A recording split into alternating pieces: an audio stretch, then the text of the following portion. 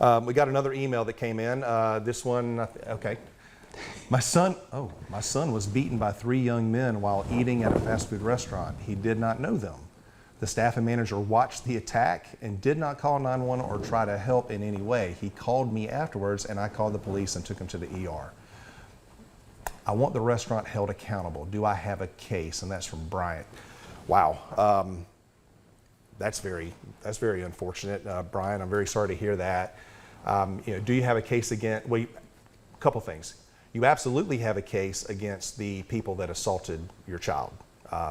That goes without saying. Again, it's going to go back to an issue of, are they collectible? There should be some criminal prosecution going on, so hopefully the authorities got involved and they started an investigation, collected the video, if there's any video in the restaurant, interviewed other witnesses, and started building a case against the people that attacked your child. You can have a civil liability case against them. In addition to being charged criminally, you can file a lawsuit against them for the civil tort of battery. And it's just like any other type of an injury case. You sue the person, you try to get a judgment, and then you go to collect it. Unfortunately, with an intentional act. That's what I was about to say. With an intentional act like beating somebody up, insurance doesn't typically come into play. Insurance policies usually exclude intentional acts. They only cover negligence or mistakes that happen from time to time, but they do not cover intentional acts. So there would have to be an analysis on the assets and collectability if you were to pursue the individuals. Now, suing the restaurant, I mean, I do have a problem with the manager and the waiter just kind of standing there. I don't know that they necessarily have a legal duty to intervene. However, if this is the type of restaurant that routinely experiences these types of problems, and think of, you get a lot of people rowdy during the summertime, during spring break.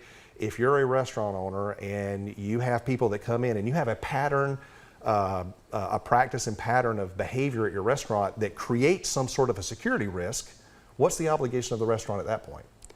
So it's very fact dependent, but in the restaurant setting, if you have people getting in the fights all the time, you have to do something about it. If this is a one-off and it's never happened before, hasn't happened since, that's just unfortunate. It's really hard to hold a restaurant or bar, normally we see it in bars, right, accountable. But if this is something that happens routinely, especially during spring break in the summer, the restaurant in that situation is required to have what we call adequate or reasonable security. You don't have to have armed guards 24/7, but you need a bouncer or somebody to provide some sort of security, not only to stop the fight, but to act as a deterrent. So bouncers and the big security guys, they're not really intervening too often, but their presence prevents people from even starting a fight, right, or bringing a gun or doing something unreasonable and hurting somebody. And oftentimes we see these types of things, there's alcohol involved. And so if you are an employee or an owner or manager of an establishment that serves alcohol and you notice somebody acting up, getting a little bit too drunk, you should, the reasonable person would take that person and tell them you've got to leave, and they would escort them out before anything starts. That's what we call providing reasonable security. And so, like Brian said, it's very fact specific. Maybe is the answer. You might be able to, but again, it's really going to depend on the facts. So Brian, thanks for sending that in.